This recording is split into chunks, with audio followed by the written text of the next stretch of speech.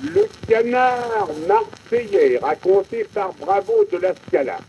Les Parisiennes, qui sont tous des blagueurs, se prétendent d'être les inventeurs du chemin de fer de ceinture. Eh bien moi, par bassin, je vous jure que c'est encore dans le midi que ce progrès fut accompli. Et si vous ne voulez pas me croire, écoutez un peu cette histoire. Certains jours à Marseille, un superbe canard, un canard du midi né sur la canebière, se promenait pensif au bord de la rivière.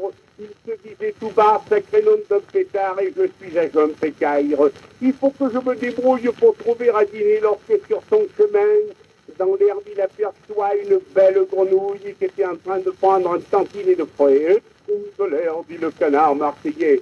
Je suis sauvé sur elle, il s'élance de suite, et sans prendre le temps de mâcher la petite, d'une seule bouchée, il avala aussitôt, mais comme il savourait cet excellent morceau, la grenouille n'étant pas tout à fait satisfaite d'être rentrée par son bec, ne perdit pas la tête, elle sortit prestement par l'autre extrémité. Et quel saco, fit le canard épaté!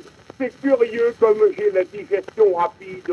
Mon estomac, je crois, me semble encore fluide. Lorsqu'en tournant le dos, il revoit tout saisi la grenouille à deux pattes qui se fichait de lui. Aussi, où c'est, dit-il, ah, je comprends le mystère. La grenouille l'a pris ma porte de derrière.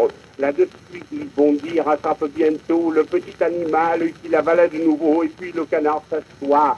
La face se réjouit afin de lui boucher la porte de sortie, mais le canard assis finit par s'ennuyer. Alors, comme il ouvrait la bouche pour bailler, la grenouille s'enfuit par la porte d'entrée.